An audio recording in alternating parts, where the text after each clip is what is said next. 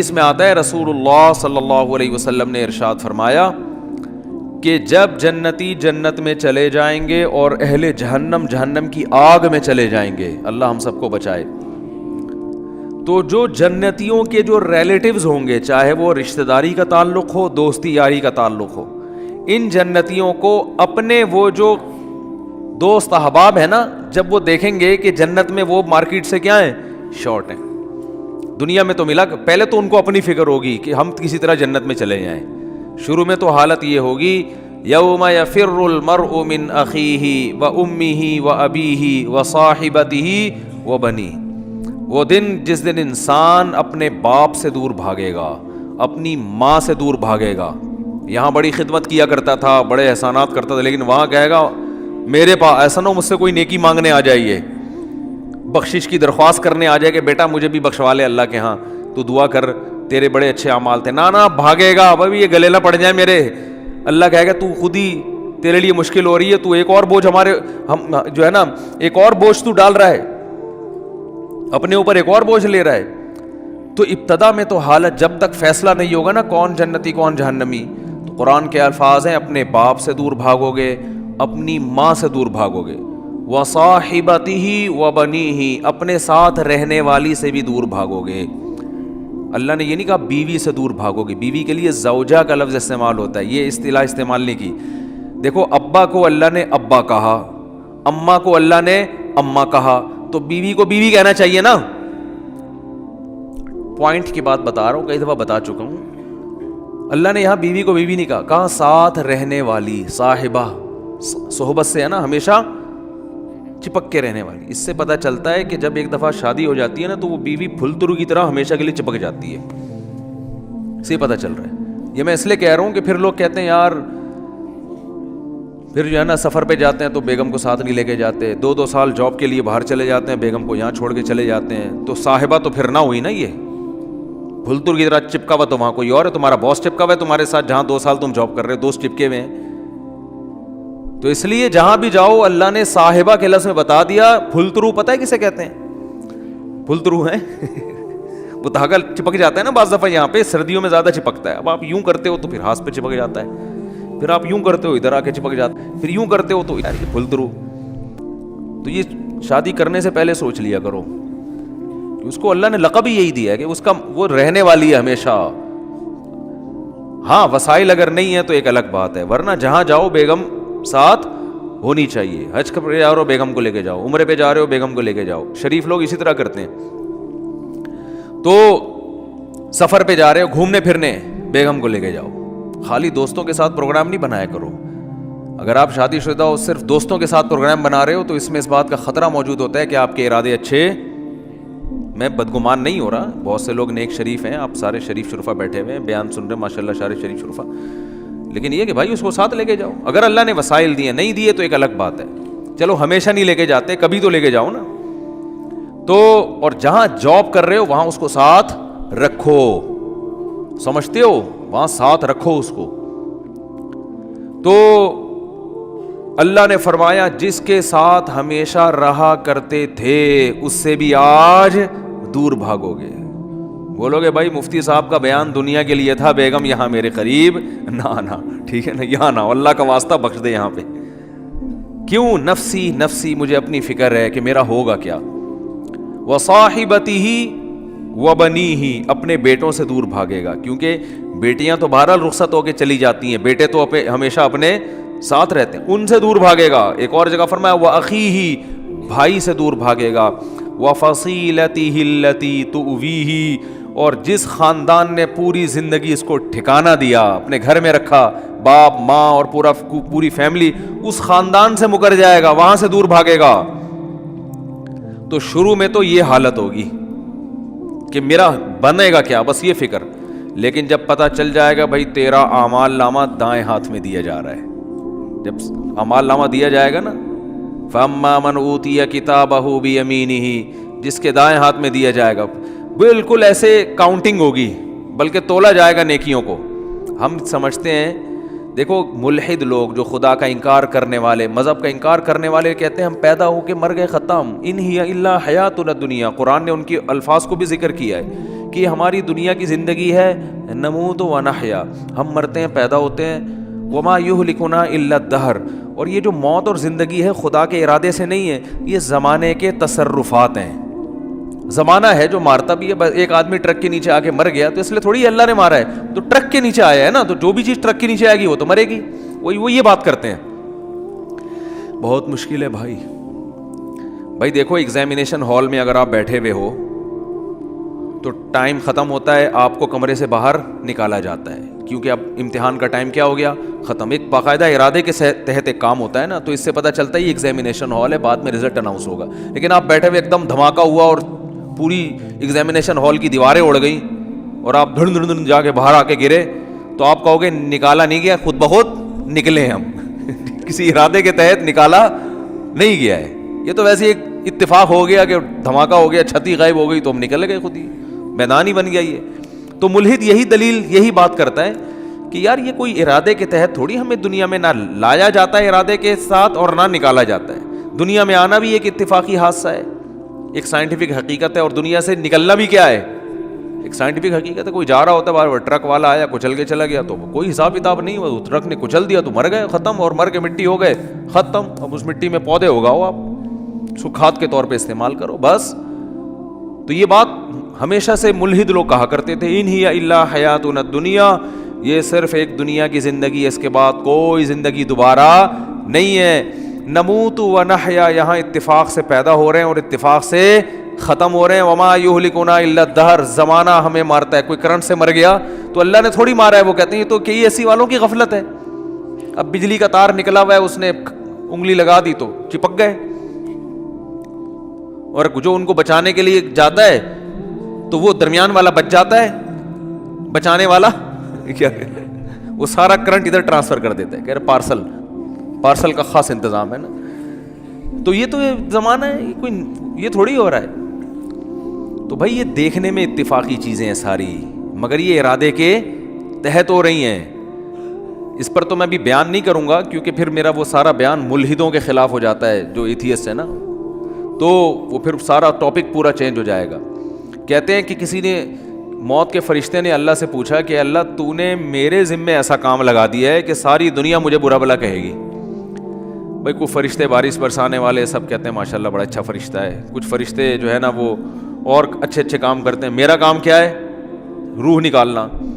تو اللہ میرا تو نے کام ایسا لگایا ہے، یہ ایسی کتابوں میں لکھا ہے، کوئی مستند ہے یا نہیں ہے مجھے نہیں پتا، لیکن اس کا جو مضمون ہے نا وہ بالکل ٹھیک ہے کہ اللہ میرے ذمے کام ایسا لگا بندوں کو مارنا. تو جب بھی میرا نام آئے گا پبلک کے سامنے، لوگوں کے اچھے جذبات نہیں ہوں گے. موت کا فرشتہ ہے بھائی، ایک دم سن کے غصہ آتا ہے نا، تو ہے کیوں کہتے ہیں لوگ.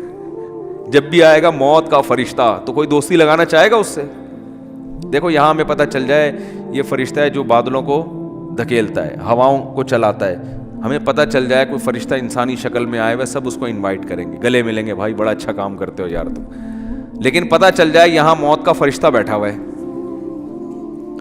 تو موت کے فرشتے نے کہا اللہ تو نے میرے ذمے ایسا کام لگا دیا. تو کہتے ہیں اللہ میاں نے فرمایا کہ دیکھ تیرے ذمے کام تو لگایا لیکن بلی تیرے اوپر نہیں آئے گی، بلی ٹرک والے پہ آئے گی ٹھیک ہے، بلی آئے گی KESC والوں پہ، کہ جب بجلی نہیں تھی ایک دم اچانک چھوڑ دی، ٹھیک ہے نا، اور اپنے ہی بندے ان کے گر رہے ہوتے ہیں زیادہ تر. جو بجلی کا کام کرنے اوپر چڑھا ہوا ہوتا ہے نا زیادہ تر بیچارہ وہی گر رہا ہوتا ہے. تو جو اپنے ملازمین کو نہ بچا سکے میرے بھائی، وہ تمہیں کہاں سے بچائیں گے. تو اللہ نے فرمایا کہ اس طریقے سے لوگوں کو موت دوں گا، کوئی نہ کوئی اس کا ظاہری سبب ہوگا، وہ سبب ہوگا، لوگ اس سبب کی طرف نسبت کریں گے. یہ کرونا سے مرا ہے، لوگ یہ تھوڑی دیکھیں کہ کرونا لانے والا کون ہے، اللہ ہے. اللہ کو اختیارات ہیں، وہ آج ایک بیماری ختم ہوئی ہے کل دوسری لے آئے، کل پرسوں تیسری لے. آپ ویکسین بناتے رہو، کس نے منع کیا ہے آپ کو؟ آپ وہ کرو جو آپ کر سکتے ہو، اللہ وہ کرے گا جو وہ کر سکتا ہے. اور کن کن حادثات سے بچو گے؟ زلزلے آ جائیں گے، زلزلے کی کوئی ویکسین ہے؟ زلزلے کی تو کوئی ویکسین نہیں ہے بھائی. جب کوئی دیوار گرے گی تو مرو گے. اور جو اتنے ترقی یافتہ کنٹریز ہیں زلزلوں سے نہیں بچا سکتے اپنے آپ کو. وہ زلزلہ پروف عمارتیں بنا دی جو جھولتی رہتی ہیں، لیکن وہ بھی ایک حد تک، اس سے زیادہ تیز جھٹکا آیا تو وہ بھی گرے گی. دیکھو نا چند سال پہلے جاپان میں کیسا زلزلہ آیا، چائنا میں زلزلہ آیا چند سال پہلے، پوری کہتے ہیں بستی غائب ہو گئی. تو نہیں روک سکتے حادثات سے. ہاں اپنی طرف سے جو حفاظت کر سکتے ہو بس وہ کرو. تو اللہ فرماتے ہیں کہ قیامت کے دن یہ جو ہے نا ایسا نہیں ہے کہ تم یہ سمجھتے ہو کہ سب خود بخود ہو رہا ہے. ایک ایک چیز کا مالی ھذا الکتاب لا یغادر صغیرۃ ولا کبیرۃ الا احصاها. قرآن کہتا ہے جب تم اپنا اعمال نامہ دیکھو گے نا تو یہ نہیں کہو گے کہ یہ اس نے میری زندگی کا اس نے جو ہے نا صحیح رزلٹ اناؤنس کیا ہے. بالکل صحیح. دیکھو آپ نے اگر امتحان میں اچھا پرچہ نہیں کیا ہوتا تو جو آپ کو توقع ہوتی ہے اسی کے حساب سے جب نمبر مل جائیں تو آپ کو تعجب نہیں ہوتا. آپ کو تو یار مجھے لگ رہا تھا کہ 60-65 کے درمیان ہی میرے نمبر آئیں گے, تو باقی 63 نمبر ہیں تو بالکل صحیح نمبر ہیں, گھپلا نہیں ہوا. تبھی اپنی رپورٹ کو دیکھ کے تعجب نہیں ہوتا. تو قرآن کہہ رہا ہے کہ جب تم اپنی رپورٹ دیکھو گے, وہاں رزلٹ دیکھو گے تو تمہیں تعجب ہوگا. تعجب اس کا نہیں ہوگا کہ اس میں دھاندلی ہوئی ہے, نا نا نا نا. تعجب اس پہ ہوگا کہ ہم تو یہ سمجھ رہے تھے کہ موٹی موٹی چیزیں ہماری نوٹ کی جا رہی ہیں, ایسا اعمال نامہ جس میں ایک ایک چیز لا یغادر صغیرۃ ولا کبیرۃ, میری زندگی کا کوئی ایک گوشہ جو میں نے چھپ کے معمولی سی نیکی کی ہو یا چھپ کے معمولی سا گناہ کیا ہو, اس کتاب میں وہ بھی مس نہیں ہوا ہے. یہ کیسا اللہ نے انتظام کیا ہوا تھا کہ ایک ایک حرف ایک ایک چیز نوٹ کی جا رہی تھی. مالی ھذا الکتاب, ایسا رزلٹ تو ہم نے آج تک کسی کا نہیں دیکھا. انسان تعجب کرے گا کہ بھائی میں تو سمجھ رہا تھا کہ میں آزاد ہوں, یہاں تو ایسی گرفت ہے, اتنی گرفت ہے کہ ان وہ کیا ہے, فتکن فی صخرۃ او فی السماوات او فی الارض یاتی بہ اللہ. ایک رائی کے دانے کے برابر نیکی یا گناہ اگر کیا ہے نا, اندھیروں میں خفیہ چٹانوں کے اندر بیٹھ کر اللہ اس کو بھی کھینچ کے نکال کے لے آئے گا. ایسا انتظام ہے. دیکھو کافر کہتا ہے بالکل بھی انتظام نہیں ہے. اللہ کہتا ہے ایک ایک چیز نوٹ کی جا رہی ہے. ما یلفظ من قول الا لدیہ رقیب عتید. کیا الفاظ ہیں قرآن کے. قرآن کہتا ہے تم جو زبان سے الفاظ پھینکتے ہو نا, لفظ یلفظو کا معنی ہوتا ہے عربی میں پھینکنا. یہ وہ والا پھینکنا نہیں جو ہم کو پھینکو کہتے ہیں. یہ جو الفاظ ہم زبان سے نکالتے ہیں تو یہ نکل کے ہوا میں تحلیل ہو رہے ہیں نا. تو قرآن کہہ رہے جو کچھ زبان سے نکل کے ہوا میں جا رہا ہے یہ غائب نہیں ہو رہا. لدینا رقیب, ایک رقیب. رقیب کسے کہتے ہیں؟ نگرانی کرنے والا. جیسے کوئی خفیہ ایجنسی کا آدمی دیکھ رہا ہو, ٹریس کر رہا ہو بندہ جا کہاں رہا ہے. یہ سی آئی ڈی والے چیک کر رہے ہوتے ہیں نا چور کو. بھائی سی آئی ڈی والوں نے کسی بندے کو پکڑنا ہے اور بندہ بڑا پاورفل ہے تو پہلے ریکی ہوتی ہے, یہ بندہ صبح نکلتا کہاں سے جاتا, ایک ایک چیز نوٹ کی جاتی ہے اس کی. تو رقیب اس کو کہتے ہیں. رقیب جو ہر وقت تمہارے مراقبے میں ہے.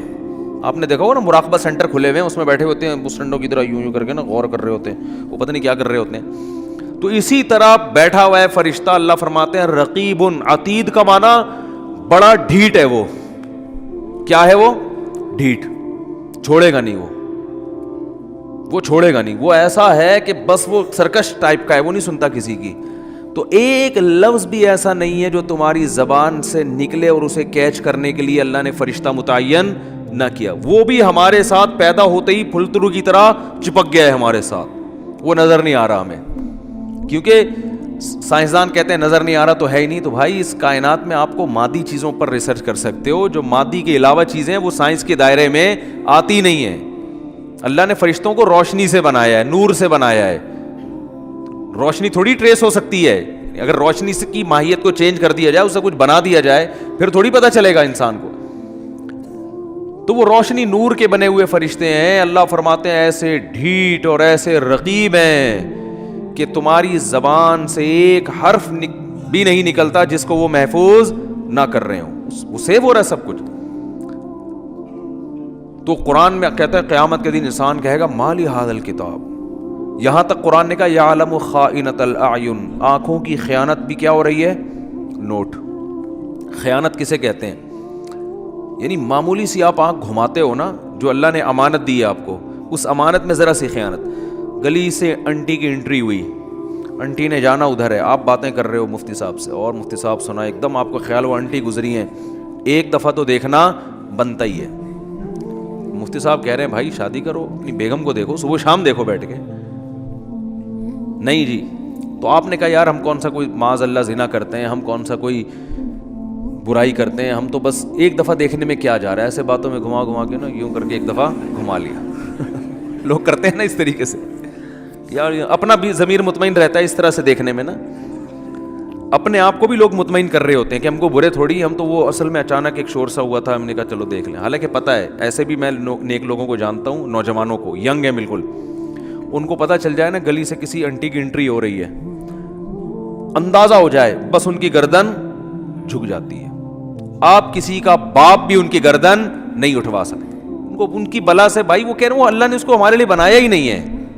جب بنایا ہی نہیں ہے تو ایک چیز ہمارے لیے ہے ہی نہیں نا, تو جب ہے ہی نہیں تو آپ کیا کرنا ہے, اس کو دیکھ کے حسرت کے علاوہ کچھ بھی حاصل نہیں ہوگا. جو اللہ نے آپ کے لیے بنائی ہے وہ آپ کے گھر میں بیٹھی ہوئی ہے, تو جو نہیں بنائی ہے اس کو دیکھ رہے ہو آپ. تو یہ بد نظری ہے بھی, حماقت بھی ہے, یاد رکھو, اس لیے کہ اس میں دل کے جلنے کے علاوہ کچھ بھی حاصل نہیں ہوتا. اب مثال کے طور پر انٹی اگر بدصورت تھی, وہ آپ نے دیکھ لی, گناہ لازم آ گیا بلا وجہ کا, دیکھ کے ہی آپ بولو گے یار میں سمجھ رہا تھا دیکھنا چاہیے, تو غلط ہو.